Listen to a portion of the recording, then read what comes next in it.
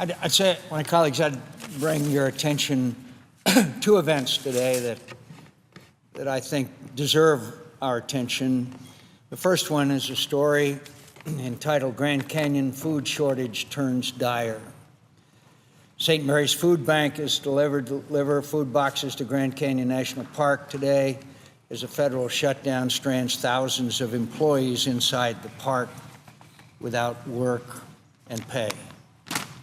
Grand Canyon, thousands of people inside the park without food or pay. In this great nation, we're have charities deliver food to people who are trapped in the Grand Canyon.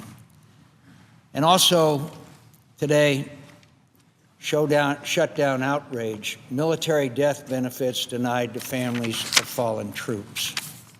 You know, at least 5 families of U.S. military members killed during in Afghanistan over the weekend were given a double whammy by federal officials. Not only have your loved ones died, but due to the government shutdown, you won't receive a death benefit. You know, the approval rating of Congress we joke about being 12% or 11%. I have a line I use all the time. We're down to blood relatives and paid staffers. But shouldn't we as a body, Republican, Democrat, no matter who we are, shouldn't we be embarrassed about this? Shouldn't we be ashamed?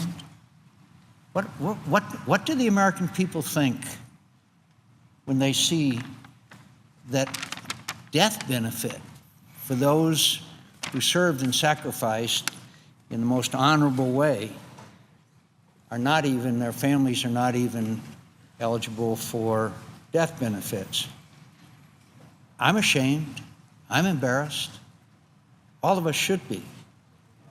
And the list goes on of people, of innocent Americans who have fallen victim to the reality that we can't sit down and talk like grown-ups and address this issue. I'm not going to take the full 15 minutes here because I frankly get a little bit emotional, but we started out with a false premise here on this side of the aisle, and that was that somehow we were going to repeal Obamacare.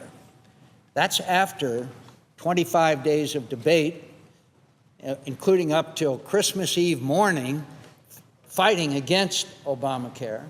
That's after a 2012 election where I've traveled this country with passion, the first thing we're going to do when Mitt Romney is President of the United States is repeal and replace Obamacare, and the American people spoke.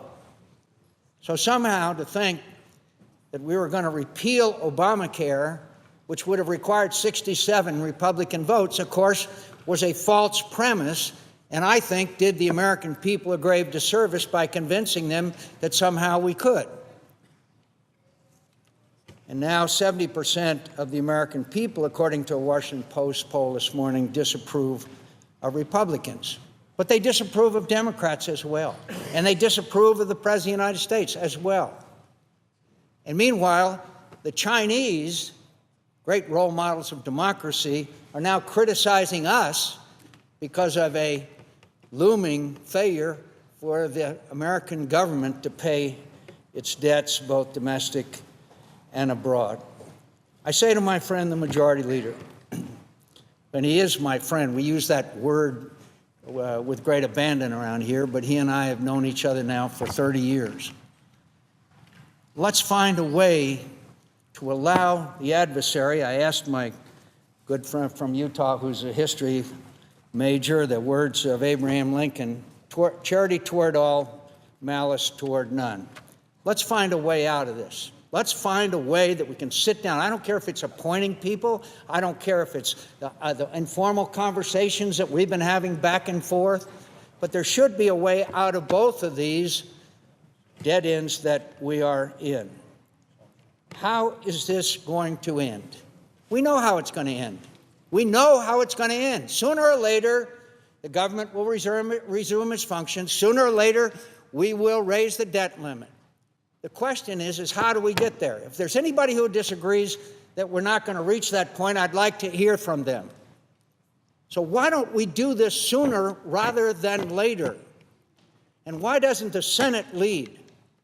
I have great respect for the other side of the Capitol, but I understand the contradictions that are there and the difficulties that the Speaker has, and I'm in great sympathy there. So why don't we get together? Why don't we sit down and come? Look, this body voted 70 to 29, I think it was, to repeal the medical device tax.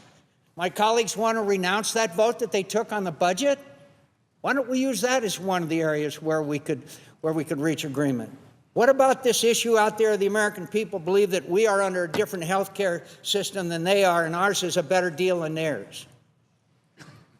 There's a number of issues that we could sit down and negotiate within an hour if we will stop attacking each other and impugning people's integrity and honor. So all I can say is that let's start this afternoon. And I don't care who it is or how it's shaped, but let's sit down and get out of this so that these families whose loved ones just died, will receive the benefits, at least that would give them some comfort and solace in this terrible hour of tragedy. Mr. President, I yield the floor.